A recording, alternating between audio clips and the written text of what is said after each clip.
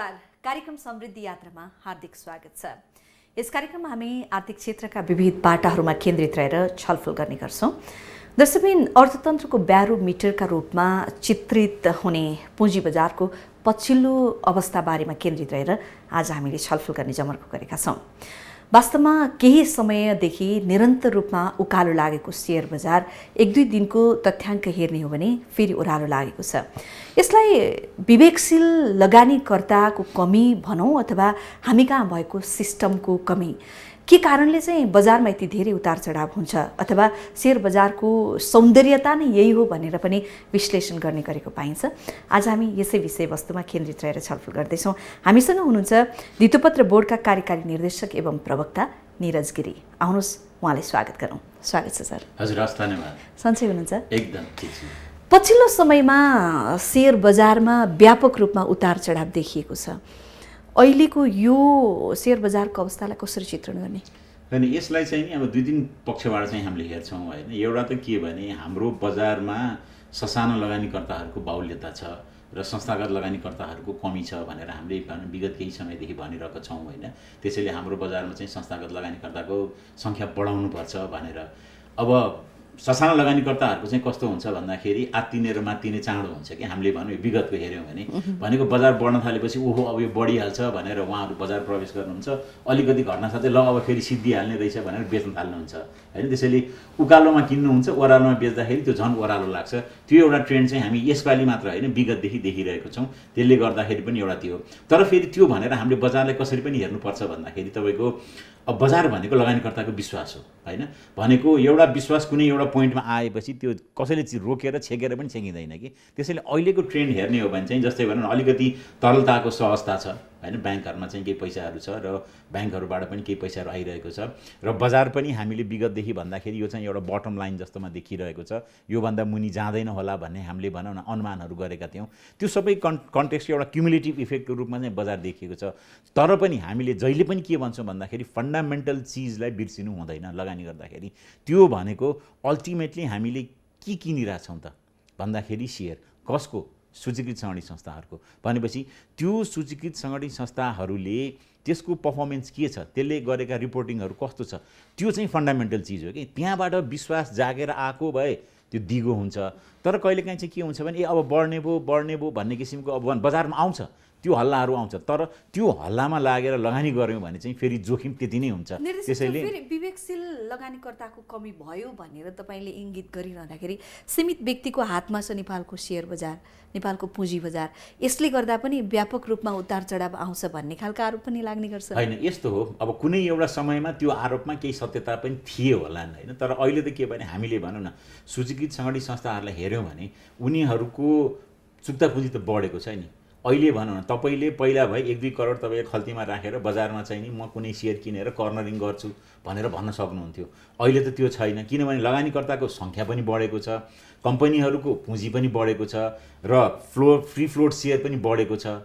भनेको पहिला चाहिँ तपाईँको के हुन्थ्यो भन्दाखेरि ब्याङ्क वित्तीय संस्थाहरू अथवा अरू ठुलो कम्पनीहरूमा चाहिँ नि फ्री फ्लोट सेयर कम हुन्थ्यो। चुक्ता पुँजी बढ्न साथै त फ्री फ्लोट सेयर त बढ्यो नि। फ्री फ्लोट सेयर बढ्न साथै त के हुन्छ भने कसैले भनौँ न म यति पैसाले होल्ड गर्छु भनेर चाहिँ अब चाहिँ गाह्रो अवस्था छ। त्यसैले चाहिँ भनौँ न पहिलाको आरोपमा केही सत्यता थियो, अब चाहिँ त्यो गाह्रो छ। तर पनि त्यसो भन्दाखेरि जस्तै भनौँ न यो लघु वित्त संस्थाहरूमा अझै पनि हुन सक्ने सम्भावना छन्। त्यसैले हामीले चाहिँ भनौँ हाम्रो सिस्टमलाई पनि अपग्रेड गरेको छौँ, इन्फर्मेसन डिस्क्लोजरलाई पनि अपग्रेड गरेको छौँ। किनभने अझै पनि ती चाहिँ ससाना पुँजीका कम्पनीहरू पनि त लिस्टेड छन् नि।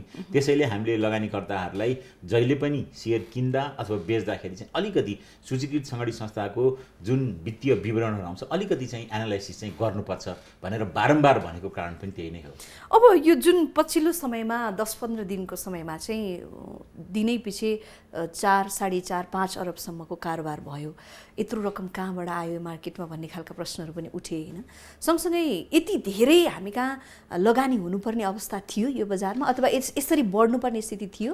होइन, यस्तो हो। यसलाई पनि फेरि हामीले कसरी हेर्नुपर्छ भन्दाखेरि जस्तै अहिले नेप्सेले जुन अनलाइन सिस्टम आएको छ नि, एउटा पोइन्ट अफ टाइममा चाहिँ लगानीकर्ताहरू त्यति इच्छुक हुनुहुन्न थियो अनलाइन सिस्टम प्रयोग गर्नलाई होइन। तर अहिले चाहिँ नि भनौँ न बजार बढेपछि सबैलाई के भने ब्रोकर कहाँ गएर अर्डर गर्नु सट्टा चाहिँ नि बरु अनलाइनबाट गरौँ भन्ने किसिम, किनभने मार्केट भनेको अब त हाम्रो काठमाडौँमा मात्र छैन कि, काठमाडौँभन्दा बाहिर पनि गइसक्यो। किनभने हामीले जुन आसपास सिस्टम ल्याइसकेपछि त अहिले सेयर त एक हिसाबले भन्ने हो भने जिल्ला अथवा प्रमुख भनौँ न आर्थिक रूपले चाहिँ नि राम्रो जिल्लाहरूमा पुगिसक्यो अथवा 77 जिल्लामै पुगिसकेको छ भनेपछि त्यो मेसेज केही न केही क्यारी भएको छ भनेपछि त्यसले गर्दाखेरि पनि बजारमा चाहिँ अलिकति चाहिँ आएको हो।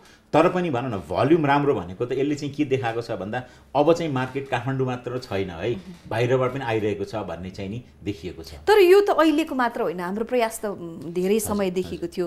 अहिले आएर एकाएक रिजल्ट चाहिँ कसरी होइन यस्तो हो, अहिले चाहिँ भनौँ न अब मैले अघि नै भने नि एउटा त व्हिम पनि आउँछ बजारमा कि, यो चाहिँ एउटा व्हिम जस्तो कि भनेको अब राम्रो हुन्छ है, अब ठिक छ है भन्ने किसिमको एउटा विश्वास आएर सबै चाहिँ के हुन्छ भने ल रियल छुट्ला है भनेर छिरेको अवस्था पनि देखिहाल्छ। त्यसैले हामीले चाहिँ भनौँ कसियस हुनुपर्छ भनेको कारण पनि त्यही हो होइन। त्यसैले चाहिँ नि यो एउटा अब कुन बेला आउँछ लगानीकर्ताको माइन्डसेट कसरी चेन्ज हुन्छ भन्ने कुरो कसैले पनि प्रेडिक्सन गर्न सक्दैन।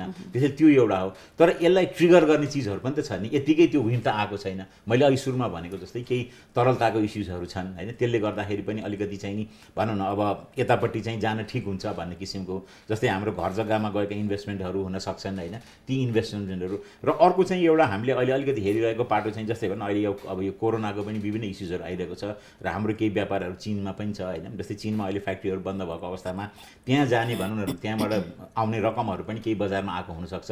तर यद्यपि यो चाहिँ हामी अध्ययनको क्रममै छौँ, अहिले नै भनिहाल्न सक्ने अवस्था छैन। त्यसले गर्दाखेरि क्युमुलेटिभ रूपमा चाहिँ कसरी चाहिँ यो कहाँबाट रकम आइरहेछ भन्ने कुरो हामीले पनि त्यतिकै भनौँ संवेदनशील भएर अध्ययन चाहिँ गरिरहेको छौँ। जसरी अहिलेको बजार बढ्यो, यो पोजिटिभ पक्ष भयो, राम्रो छ। तर घट्न पनि विगत 2-3 दिनको हिस्ट्री हेर्दाखेरि त्यस्तै गरी घट्यो। अब यसलाई चाहिँ विवेकशील लगानीकर्ताकै कमी भन्ने अथवा नेचर अफ सेयर मार्केट भन्ने कि कसरी बुझ्ने त? यसलाई दुईटै रूपमा भन्न सकिन्छ। अलिकति चाहिँ हामी कहाँ भनौँ न इन्भेस्टर्सहरूको ऱ्यासनल पनि त्यति भनौँ, त्यही भने मैले यो ससाना लगानीकर्ता अथवा रिटेल इन्भेस्टर्सहरूको एउटा क्यारेक्टरिस्टिक्स नै हो कि यो होइन। भनेको भनौँ न अहिले मैले आत्तिने मात्तिने भने जस्तो कि त्यो एउटा चाहिँ हुन्छ होइन। भनेको भनौँ चाँडै नै अब त्यो डिसिजन एकदम क्विक डिसिजन हुन्छ कि भनेको म लङ टर्म इन्भेस्टमेन्ट गरेको भन्दा पनि भनौँ न एउटा स्पेकुलेटिभ चाहिँ मार्केट छ हाम्रो होइन। अब स्पेकुलेटिभ मार्केटको क्यारेक्टरिस्टिक्स भनेको अलिकति बढ्न साथै ल भने फेरि अलिकति ओहो भोलि घट्ने हो कि भन्यो म बेचिदिइहाल्छु। त्यो यसको अर्थ हामी कहाँ अझै पनि बुद्धि पुर्याएर किनबेच गर्ने खरिदकर्ताको कमी नै छ होइन। त्यो भनेर लगानीकर्ताहरूले बुझ्दैनन् भनेर भन्न पनि त हुँदैन होइन। तर पनि भनौँ न हामीले चाहिँ के भन्छौँ भन्दाखेरि अलिकति ऱ्यासनल चाहिँ भइसकेको छैन भनौँ न, अझै पनि केही इरेसनलिटी चाहिँ छन्। त्यो चाहिँ भनौँ न यो हप्ता 10 दिनको बजारलाई हेऱ्यो भने हामीले चाहिँ त्यो स्ट्रङली देख्न सक्छौँ नि। त्यो कुनै त्यो ठुलो अध्ययन पनि गर्नु पर्दैन, त्यो क्यारेक्टर हामीले देख्छौँ। त्यसैले चाहिँ हामीले यो इन्स्टिट्युसन इन्भेस्टर्सहरू आयो भने भनौँ न त्यसले चाहिँ बजारमा भनेको रिटेल इन्भेस्टर्स पनि चाहिन्छ, नत्र यो बजार त फेरि त्यसको एउटा ब्युटी नै हो भनेर भन्नुभयो नि है तपाईँले होइन। त्यसैले चाहिँ नि यो पनि चाहिन्छ र त्यो पनि भयो भने त्यो दुईटाको कम्बिनेसनले चाहिँ बजारमा चाहिँ स्टेबिलिटी, एउटा स्टेबल रूपमा भनौँ न बजार भनेको त एउटा स्टेबल रूपमा बढ्यो भने सबैले चाहिँ त्यसमा विन विनको सिचुएसन हुन्छ। इरेसनल भएर बढ्दाखेरि त भनौँ न कसैले कमाउँछन् कसैले त नराम्ररी गुमाएको अवस्था हुन्छ। त्यसैले हाम्रो होल फोकस भनेको यो मार्केटलाई चाहिँ कसरी स्टेबल गर्ने। अब स्टेबल भनेर फेरि तपाईँको एकदम मुभै नगर्ने बजार त मुभ गर्नुपर्छ। तर यो दुईटाको कम्बिनेसनलाई चाहिँ हामीले ल्याउन सक्यौँ भने त्यो बजार चाहिँ एउटा ऱ्यासनल बजार चाहिँ हुन्छ भन्ने। हामीले संस्थागत लगानीकर्तालाई चाहिँ किन विकास गर्न सकेनौँ अथवा बढाउन सकेनौँ त? अनि यस्तो अब हामीले पहिलादेखि एउटा अध्ययन गर्दाखेरि चाहिँ के पायौँ भन्दा बजारको साइजै सानो भएर चाहिँ संस्थागत लगानीकर्ताहरू नआएको अवस्था चाहिँ हो। जस्तै हामीले भनौँ न मार्केट मेकरको पहिला कन्सेप्ट्सहरू थियो होइन। तर मार्केट मेकिङ गर्न त मार्केट मेकरलाई पनि त सेयर त चाहियो नि। जब हाम्रो लिस्टेड कम्पनीहरू नै सानो साइज छ भने मार्केट मेकिङ अथवा भनेको डिलरको रूपमा काम गर्छ भने चाहिँ उसले एउटा पोर्टफोलियो होल्ड गर्न खोज्छ नि होइन। त्यो मेन्टेन गर्न नसकेको हुनाले चाहिँ नआएको हो। तर अब चाहिँ हाम्रो बजारको साइज बढेर गएको छ होइन, कम्पनीहरू पनि ठुलो हुँदै गएका छन्। त्यो कन्टेक्स्टमा चाहिँ इन्ट्रेस्ट भएर आउने चाहिँ अब इन्ट्रेस्टहरू चाहिँ देखिन थालेको छ। त्यसैले चाहिँ अबको चरणमा चाहिँ यो डिलरसिपदेखि लिएर भनौँ संस्थागत लगानीकर्ताहरूको पनि प्रवेशले र अर्को त हामीले म्युचुअल फन्ड इन्डस्ट्रीलाई पनि त्यति नै प्रमोट गरिरहेछौँ होइन। हुन त म्युचुअल फन्ड इन्डस्ट्री भनेको त्यो संस्थागत लगानीकर्ता त होइन, तर हाम्रो कन्टेक्स्टमा उनीहरूले त्यो रोल खेल्न चाहिँ सक्छन् भनेर हामीले यसलाई पनि प्रमोट गरिरहेछौँ। त्यसले गर्दा पनि भनौँ न अब बजार इरेसनल त अझै देखिएकै छ भनेको एकै दिनमा तपाईँको 90ले बढ्छ, अर्को दिन फेरि 80ले झर्छ होइन। तर पनि अलिकति स्टेबिलिटी चाहिँ आइसकेको छ र यो ग्रेजुअली चाहिँ आउँदै जान्छ। बजार बृहत बन्दै जाँदाखेरि हामीले सुधार गर्नुपर्ने पक्षहरू पनि धेरै छ। अब जस्तो अनलाइन ट्रेडिङलाई नै महत्त्वका साथ बोर्डले नेप्सेले लागू गर्ने कुरा गरे, लागू पनि भइरहेछ, कतिपय लगानीकर्ताहरू त्यसमार्फत कारोबार पनि गरिरहनु भएको छ, तर त्यति व्यवहारिक भएन, काम राम्रोसँग हुन सकेन, सफ्टवेयरले धोका दियो, कुनै सेयर खरिद बिक्रीकै क्रममा लगआउट भइदिन्छ भन्ने खालका गुनासाहरू पनि हुन्छन्, आइराखेका छन्।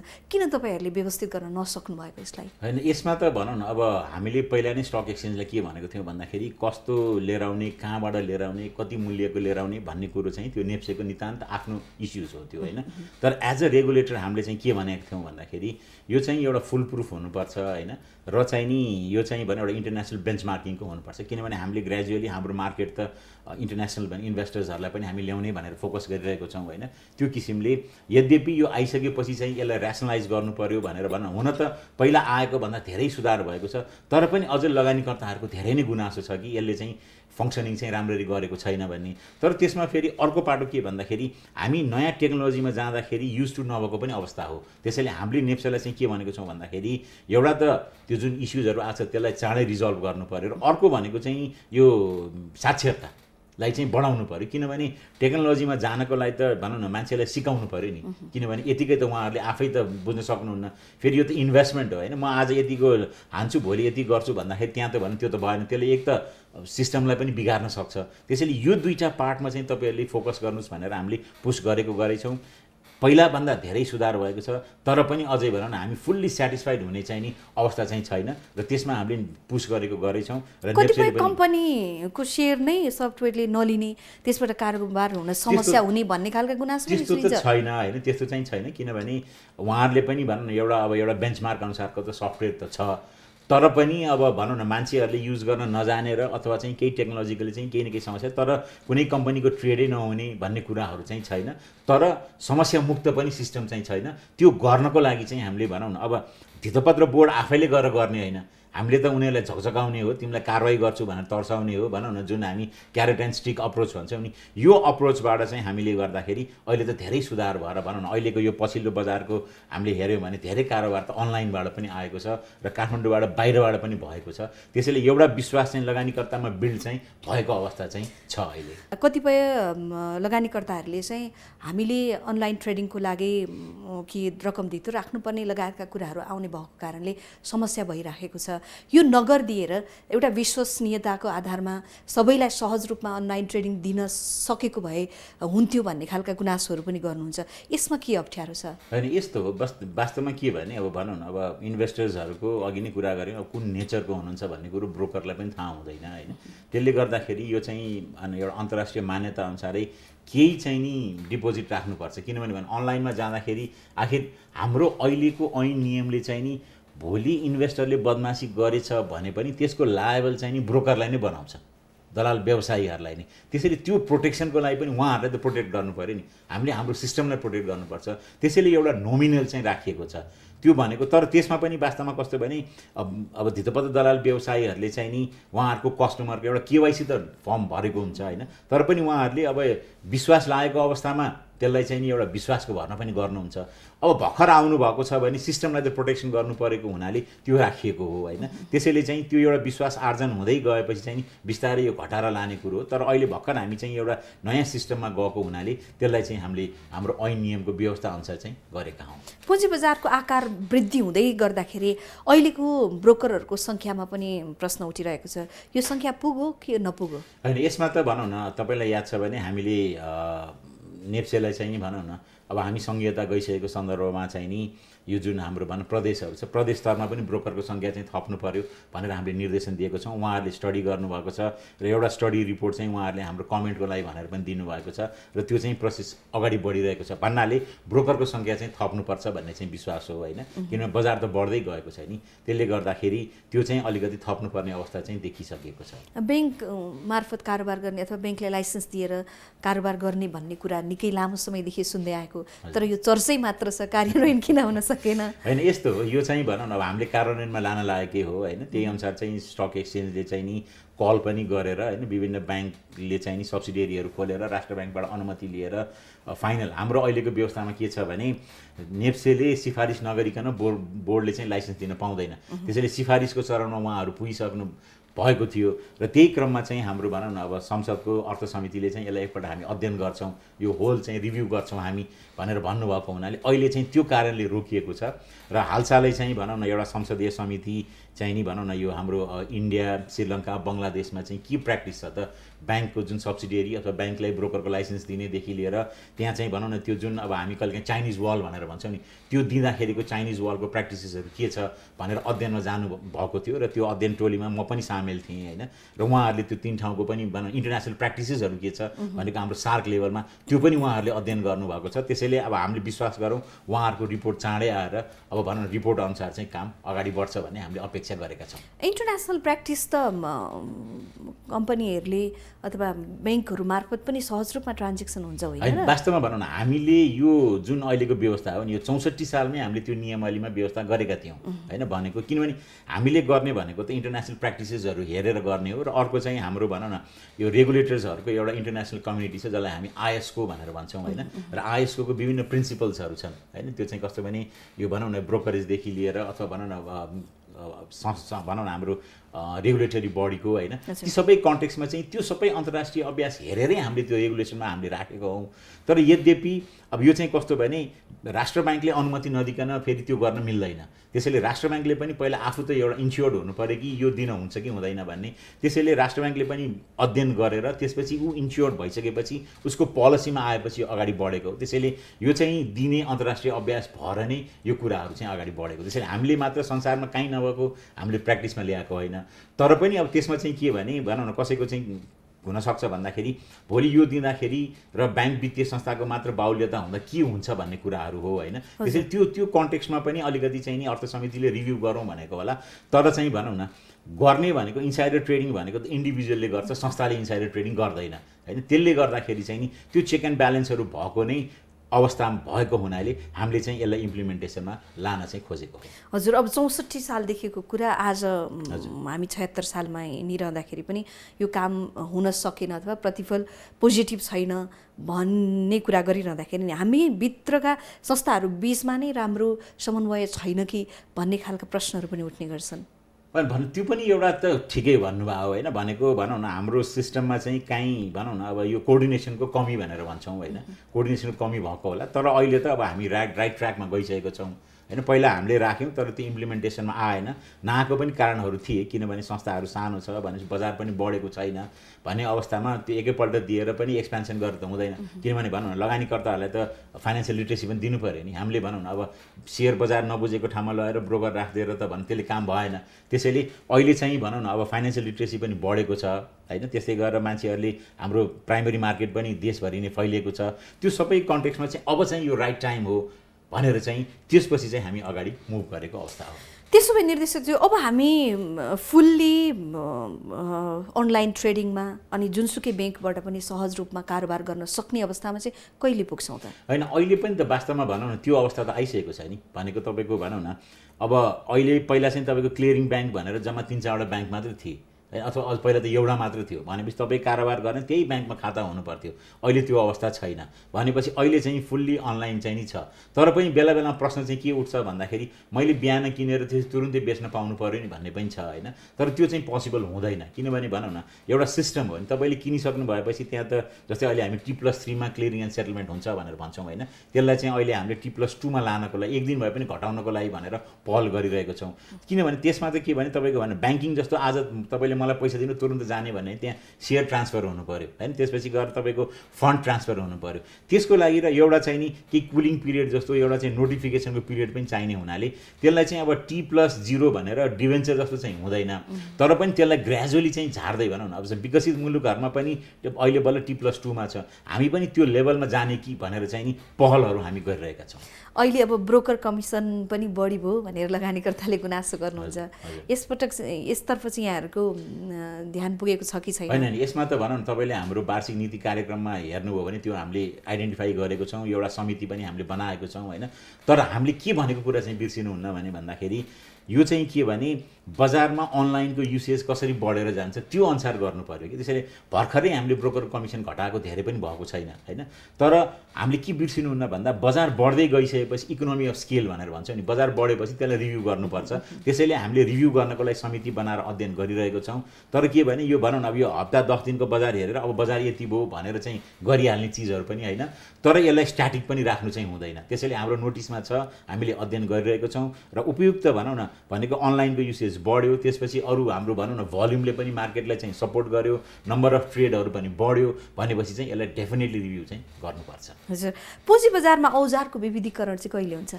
अब यो चाहिँ वास्तवमा धेरैले धितोपत्र बोर्डलाई सोध्छन् होइन। र हामी चाहिँ के भन्छौँ भन्दाखेरि यो रेगुलेटरले ल्याउने भन्दा पनि यो त मार्केट प्लेयर्सहरू लिएर आउने हो नि होइन भनेर हामीले चाहिँ मार्केट प्लेयर्स भन्नाले इङ्गित गर्न खोजेको चाहिँ हामीले मर्चेन्ट ब्याङ्कर्सहरू र स्टक एक्सचेन्जलाई हो होइन। भनेको हामीलाई त उहाँहरूले के भन्छ, ल म त यो फलाना इन्स्ट्रुमेन्ट ल्याउँछु तिमी नियम बनाइदेऊ भनेर हामीलाई चाहिँ ठेल्नुपर्ने हो कि। तर हामी कहाँ त्यो नभइरहेको हुनाले हामीले स्टक एक्सचेन्ज र मर्चेन्ट ब्याङ्कर्सहरूलाई चाहिँ पुस गरिरहेको छौँ। र अहिले तपाईँले भनौँ न अब स्टक एक्सचेन्जसँग कुरा गर्नुभयो भने चाहिँ उहाँहरूले एउटा स्टडी टिम बनाएर यसमा चाहिँ केही न केही भनौँ न यो जस्तै इन्डेक्स फ्युचर ल्याउन सकिन्छ कि भनेर चाहिँ अध्ययन गरिरहनु भएको छ। त्यसैले चाँडै नै हामी चाहिँ नयाँ इन्स्ट्रुमेन्ट चाहिँ केही देख्छौँ भन्ने चाहिँ अपेक्षा हामीले पनि गरेका छौँ। अब यो हाम्रो फेरि तयारीमै महिनौँ समय जाने होइन। अब यो चाहिँ कस्तो हुन्छ भने भनौँ न अब मैले भने नि अब यो नयाँ चिज लिएर आउनको लागि अलिकति टाइम चाहिँ लिनुपर्छ कि। किनभने हाम्रो बजार तपाईँले अघि सुरुमा भन्नुभयो भने बजार चाहिँ एकै दिन 100ले बढ्छ, भोलि 90ले घट्छ भनेपछि त्यो हुँदाखेरि हामी नयाँ इन्स्ट्रुमेन्ट्स ल्याउँदाखेरि चाहिँ नि अहिलेको बजारको सिचुएसनलाई पनि त अध्ययन गर्नु पर्यो।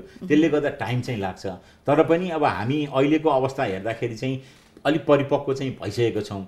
तर पनि अब अलिकति टाइम लिएर उहाँहरूले अध्ययन गरेर चाहिँ भनौँ न केही नयाँ इन्स्ट्रुमेन्ट चाहिँ हामी इन्ट्रोड्युस गर्छौँ भनेर उहाँहरूले चाहिँ अहिले इन्डेक्स फ्युचरको चाहिँ कुराहरू गरिरहनु भएको छ होइन।